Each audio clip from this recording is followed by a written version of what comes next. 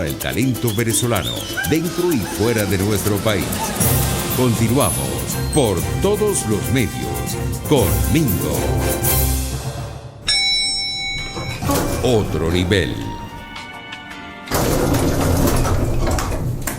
Otro nivel, nuestro segmento de entrevista. Recuerden que esto es por todos los medios. Mención especial del jurado Ondas 2020 Internacional de Radio. Nuestro canal de YouTube. Ya se suscribieron. rcr750.com en todas las plataformas RCR750, pero también a través de Periscope y la aplicación TuneIn. Paola Bautista de Alemán es periodista, es política, es intelectual, es doctora en ciencias políticas, está al frente del Instituto Forma. Forma parte de la junta directiva de un partido que se llama Primero Justicia. Está también al frente de la Fundación Juan Germán Rocio, es escritora, es columnista y es esposa y madre de 3 chamos. Joven, brillante venezolana. Paola, ¿cómo estás? Bienvenida. Hola, Mingo, ¿cómo estás? Gracias por esa generosa presentación. Bueno, no me equivoqué en nada, ¿no? Está todo correcto allí, ¿no? Bueno, creo que estuvo muy bien, muy generosa. Paola nos envió la semana pasada unos textos que nosotros queremos que ella nos ayude a desmenuzar y tiene que ver con el 10º ejemplar de democratización, para que ella misma nos explique esto. Hay un texto muy interesante, Nosotros los representantes, de Tomás Straka. Hay otro que titulan Sociedad, Partidos y Elecciones, de Héctor Briceño. También hay notas sobre los partidos políticos bajo un sistema autoritario, importantísimo texto de Guillermo Aveledo Coll. Y cierran, porque son 4 entregas, de Edison Ferrer, Hay que servir a los ciudadanos y luchar por elecciones, del joven, brillante colega periodista Pedro Pablo Peñalosa. ¿Por dónde comenzamos, Paola? Porque nosotros hemos estado comentando, no sé si tú sigues nuestro programa, y sentimos en la opinión pública en general, en la sociedad venezolana, y nosotros colocamos un tuit para promover este encuentro contigo, que sentimos que la gente en la calle no quiere saber nada de los partidos políticos. Y eso es gravísimo para una sociedad, porque los partidos políticos son aspectos sustantivos de la democracia de todo país, son muy significativos, pero han sido tantos los engaños, han sido tantas las mentiras, que la gente no quiere, pero absolutamente nada que le nombren que tenga que ver con partidos políticos. ¿Qué tienes que decirnos? Bueno, Mingo, primero, muchísimas gracias por este espacio, saludar a tu audiencia. La revista Democratización es una iniciativa del Centro de Estudios Políticos Forma, que tengo el honor de presidir. Este es nuestro 10º ejemplar. Está dedicado al análisis, el estudio del concepto de representación política, para analizar el concepto de representación política, que es un concepto que a mí en lo personal y en lo particular me parece espectacular, porque, como tú dices en tu introducción, resume mucho lo que es el corazón de la política, ¿no? Uh-huh. Y resume lo que es el corazón de la política y lo que es el trabajo de los partidos políticos. Sí. Los partidos políticos son los que reciben y los que deberían representar ese sentir de los ciudadanos, y cuando hay democracia, los partidos hay canales de representación que son las elecciones, y los partidos políticos son esos medios para que los ciudadanos expresen su voluntad, y quienes forman parte de los partidos políticos se convierten en representantes. Sí. Entonces, el primer artículo, que es el del profesor Tomás Straka, que es un artículo que a mí me parece que es absolutamente extraordinario, sí, que no tiene pérdida, es clave, que se llama Nosotros los representantes, uh-huh. Es precioso, sí. porque este artículo nos lleva a 1811, sí. y nos damos cuenta que la revolución chavista ha sido un salto atrás autocrático de 2 siglos, sí. porque los venezolanos, el día de hoy, nos encontramos como esos venezolanos en 1811 que reclamaban lo más básico, que era el derecho a definir la necesidad de definir su propio destino, a elegir, ¿no? A definir los conflictos a través del voto. Sí. Entonces, bueno,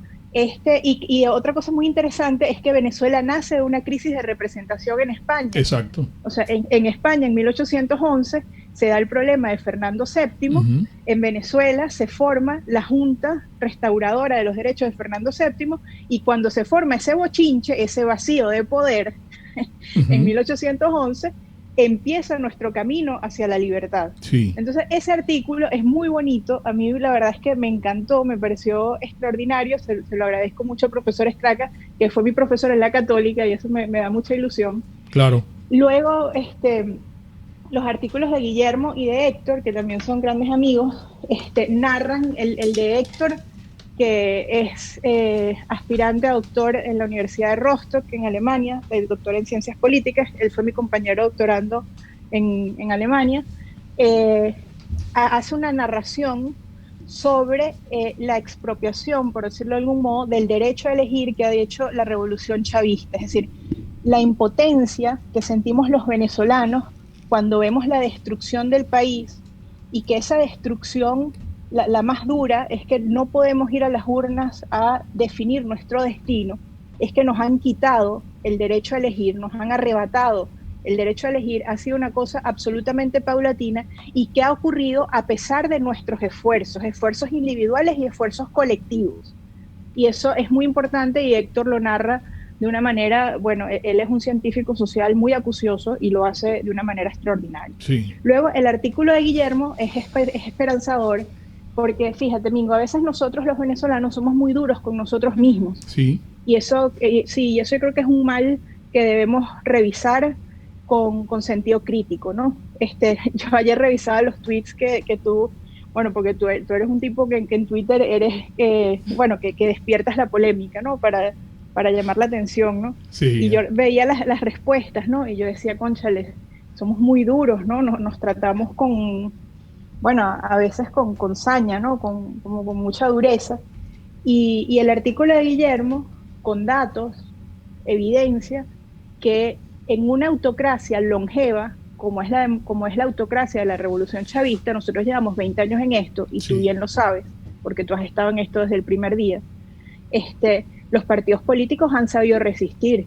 Uno recorre el país, y en cada pueblo que uno va, en cada ciudad que uno va, en cada caserío que uno visita, uno encuentra bastiones de resistencia, bastiones de libertad, agrupados en distintas asociaciones, bien se llamen partidos políticos, sindicatos, asociaciones civiles o grupos. Y eso es un triunfo de la sociedad venezolana, y es un triunfo que no podemos desmeritar por el hígado del sufrimiento, por el hígado del dolor. Claro. Entonces, eso es algo que Guillermo describe en su artículo de una manera extraordinaria. Sí, pero fíjate una cosa, solamente un pequeño paréntesis allí, Paola. Cuando tú dices que yo he estado aquí desde el primer día, yo creo que he estado antes del primer día.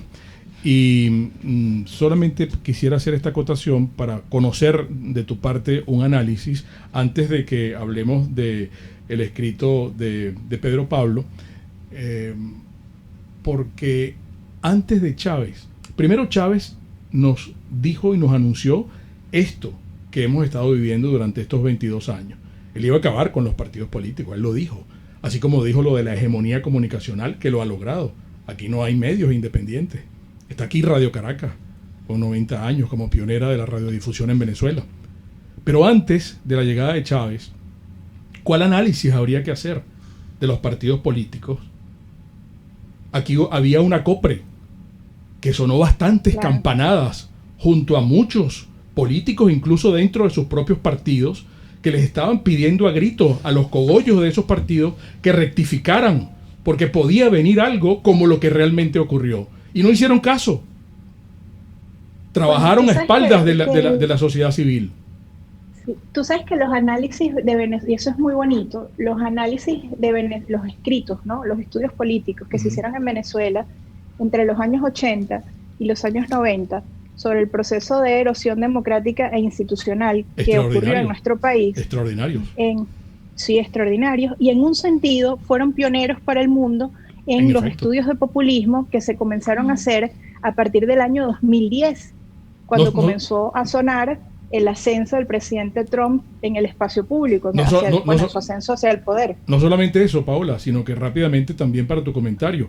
Yo recuerdo que en esa época los que criticábamos el trabajo de los partidos políticos comenzaron a etiquetarnos como ahí está la antipolítica. Estos tipos son antipolítica. Y no era antipolítica. Qué chocante es la frase. Es antipolíticos. Y los podemos nombrar. La lista es grande, pero los podemos nombrar a los que lograron este desastre.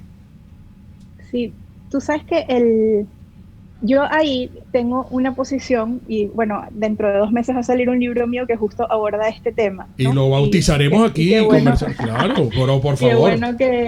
Qué bueno que estamos tratando este tema, porque es un tema que me gusta mucho y la verdad es que yo no lo viví. A mí también me apasiona. Sí. En ese momento yo era una niña, ¿no? O sea, yo, bueno, no había nacido, o sea, bueno, tenía entre 0 y 10 años. O sea, una vez no estaba en eso. Era muy crítica con el sistema político, ¿no? que estaba ocurriendo, sí, con lo que estaba ocurriendo. Y una de las cosas que analiza, lo que quiero decir con esta introducción personal, es que cuando yo me aproximo a estos estudios lo hago como un espectador, ¿no? O sea, no tengo juicio personal porque no lo viví. Y efectivamente hubo un momento en el país en que se pasó de el desencanto personal, lo que dices tú, ¿no? De en contra del político, al desencanto con el sistema. Sí. Y ese quiebre del desencanto con el sistema fue lo que abrió puertas hacia lo desconocido, que fue Hugo Chávez Frías en 1998. ¿Y qué quiero decir yo con esto? Que ese proceso de pueblo, de desencanto al político y que luego es desencanto hacia el sistema, que es lo que se llama la antipolítica, debe llevarnos o invitarnos a una madurez como pueblo para que no nos vuelva a pasar, Mingo. Claro.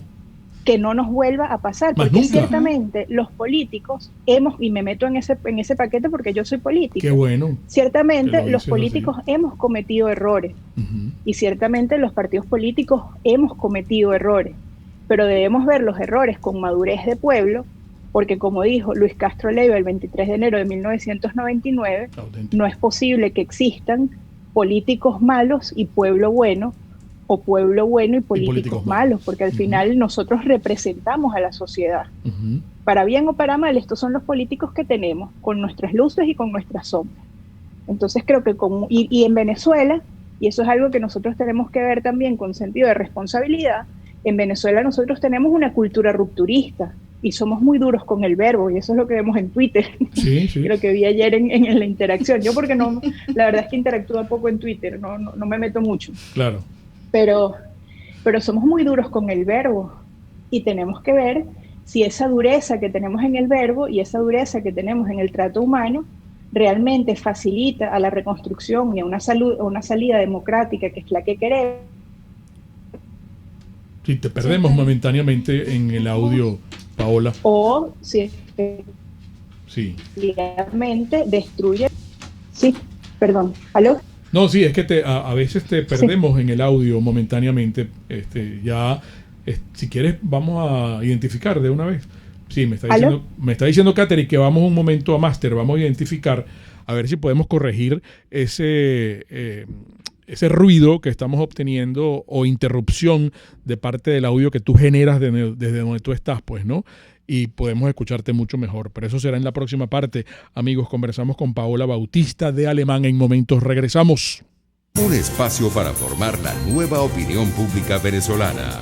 Por todos los medios. Con Mingo.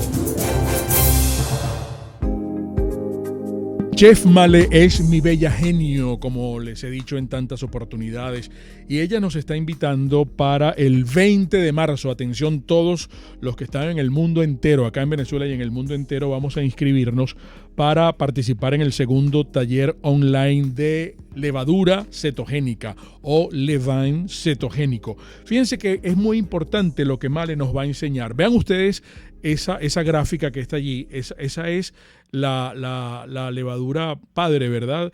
Porque fíjense ustedes, vamos a aprender a los cuidados y el rescate de tu levain cetogénico. Cómo activarlo, cómo fortalecerlo, la humedad, la temperatura, la congelación, la activación, el metabolismo celular, cómo reproducirlo, es decir, sacar hijos, la fermentación de masas cetogénicas en tu levain. Y de allí, porque ese es el origen de todo, vamos a poder hacer y organizar mejor todas las recetas que hemos aprendido de todos los talleres que nos ha dictado Male. En el Instagram está toda la explicación de este segundo taller online de levain cetogénico. 20 de marzo, inscríbanse cuanto antes, amigos, en @chefmale, horneando amor y salud en un solo clic. Bueno, qué maravilla, la gente me ha hecho mucho caso porque en DELAP Biodiagnóstica me dicen, oye, Mingo, la gente está usando mucho lo que estás diciendo del servicio a domicilio. La gente de verdad, porque tú lo has explicado, trasladamos nuestro laboratorio, si hay una persona en la casa que no se puede mover por distintas circunstancias, por cualquier situación, pues y el médico le ha mandado a hacer un perfil 20, un perfil tiroideo, un examen de sangre especial, cualquiera, todos los tenemos aquí, tenemos los reactivos, tenemos los resultados en tiempo récord, pues usted se contacta con nuestros amigos de DELAP Biodiagnóstica. Pero el despistaje de COVID-19 lo tiene la gente de DELAP Biodiagnóstica y quiero que conversen con ellos en su WhatsApp, por ejemplo. Allí tienen todo, el perfil 20, tienen el Démero D, tienen todo absolutamente, ferritina, todo, absolutamente todo para el despistaje del COVID-19. 0414-202-2900 DELAP Biodiagnóstica, precisión y confianza en laboratorio clínico. El lunes visité a nuestros amigos de la pastelería del Corso y entonces allí el maestro Carlos y la reina, que estaba Lucía también, me explicaron el proceso de el mazapán. ¿Sabes qué? Evidentemente que esta es la mejor pastelería que trabaja el mazapán. El mazapán es complicado, amigos, porque es almendra, básicamente, y azúcar. Entonces la reina selecciona las almendras a mano, individualmente, una por una. Después van a una máquina muy grande donde se hace la harina, logran la harina. Y después el melado del azúcar, ¿cómo se llama el melado? El almíbar del azúcar caliente se va a verter en esa hoyón caliente que está dando vueltas y con los huevos va a crear la masa para las tortas de mazapán. Hay otros trabajos de mazapán. Voy a ver si mañana traigo las tejas, que son riquísimas. Estamos en una época de, si usted se va a casar, hay gente que se casa, igual se divorcia. Si usted quiere la torta de mazapán para el divorcio, el cariño es el mismo, te la hacemos igualita, como si fuera la de matrimonio. Pero además, la primera comunión y el bautizo, esa torta tiene que ser de la pastelería del Corso. 941-1971, la pastelería italiana por tradición y excelencia. Si usted está buscando alguna medicina, y no la consigue, CVS, farmacia CVS y más, todo lo demás, porque quiero que utilicen el WhatsApp, que todo el mundo lo está usando. Allí está al frente de la farmacia 2 médicos fabulosos. Entonces ustedes se ponen de acuerdo con ellos, porque además le llevan la medicina a su casa, le llevan la medicina que usted necesita a su casa, con el delivery que tienen, pero hágalo a través de este teléfono, Farmacia CVS, anoten el teléfono del WhatsApp, 0412-209-0826. Estamos en el CCCT, Farmacia CVS y más, todo lo demás. Puedes seguirnos en nuestras redes sociales, en Twitter, @RCR750, la radio que se ve. RCR 750 AM, porque lo bueno une. Un periodista espontáneo, frontal, observador, inconforme, con mucho que decir y escuchar. Regresamos por todos los medios con Mingo.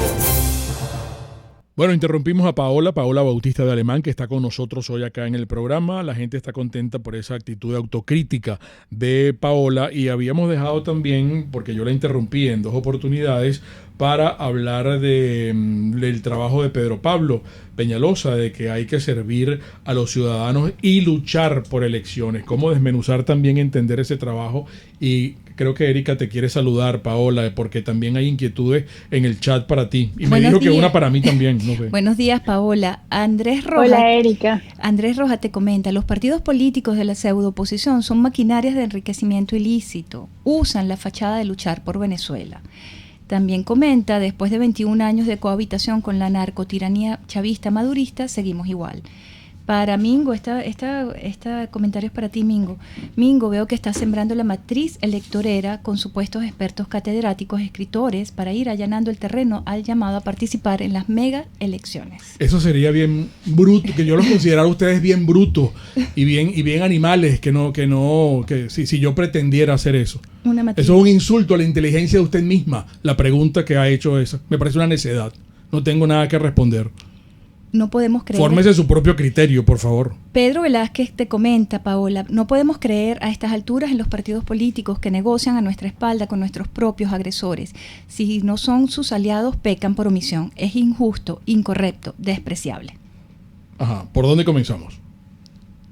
Bueno, entonces la revista Democratización, esta, como les comentaba cuando hablábamos anteriormente, está dedicada al estudio del concepto de representación política, que es un concepto muy importante dentro del estudio de la democracia, porque bueno, el concepto de representación que utilizamos como macro para la revista, como hilo conductor de la revista, es un autor que se llama Eric Feigelin, donde dice que la representación es un concepto muy importante porque es lo que... Cuando hay representación, hay articulación política. Si no hay representación, no hay articulación, y si no hay articulación, no hay capacidad de movimiento de las agendas políticas.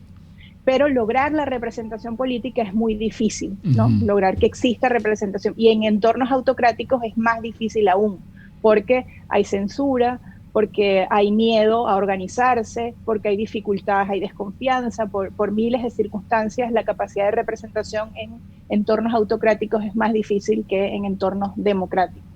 Entonces, la entrevista que se le hace a Edinson Ferrer, que es el secretario nacional de Organización de Primero Justicia, es un poco para ver en la realidad cómo está trabajando Primero Justicia, la capacidad de organización, siendo la organización el punto de partida para crear la representación real en el momento en el que está viviendo Venezuela, que es un momento crítico en donde por primera vez desde 1958 Venezuela no tiene representación oficial y estamos ante el desafío de la construcción de una representación real. Entonces, bueno, esa entrevista a mí me parece que es muy importante para hoy, pero es muchísimo más importante para el futuro. Una de las cosas que yo más disfruté cuando hice mis estudios doctorales fue leer la experiencia de los políticos que sobrevivieron a dictaduras. Uh-huh. Y esta es la experiencia de un político que está en dictadura trabajando para construir representación. Entonces creo que esa es una entrevista que es muy bonita hoy, pero que será más bonita dentro de 10 o 20 años cuando habremos superado este episodio tan difícil para el país y veamos con alegría que lo superamos gracias al trabajo de personas como Edinson Ferrer. Claro, en el caso de Pedro Pablo Peñalosa, eso de luchar por las elecciones. Te escuchamos, Paola. Bueno, esa es la entrevista. Pedro Pablo le hizo una entrevista a Edinson Ferrer, que como te comento... Sí, pero quería tu opinión específicamente sobre esa lucha por las elecciones. Signo todas las luchas por liberación democrática que han ocurrido en el mundo desde mediados del siglo XX, que son las que llevan registro, porque eso es lo importante también. Muchas veces se habla y las luchas por liberación democrática que llevan registro son las que ocurrieron a partir de 1950, ¿no? Que llevan registro politológico, por decirlo de algún modo. Que llevan registro politológico en el siglo XX, y las que llevan registro politológico en el siglo XXI evidencian que las inauguraciones democráticas que son estables en el tiempo cuentan con dos condiciones. La primera condición es que haya partidos políticos que tengan capacidad de darle estabilidad al sistema democrático que se inaugura. Y la segunda condición es que haya elecciones transparentes, justas y verificables en donde se pueda reinaugurar un sistema en donde los ciudadanos puedan expresar su voluntad y en donde pueda arrancar un sistema de justicia y constitucional. Claro. Entonces, pase lo que pase acá en Venezuela, sea cual sea el género de liberación al que nos enfrentemos, bien sea una ruptura o sea una reforma, tendrá que haber una elección que valide ese género de liberación. Y cuando ocurra ese momento, la sociedad venezolana tiene que estar organizada. Y para que esté organizada tiene que haber partidos políticos.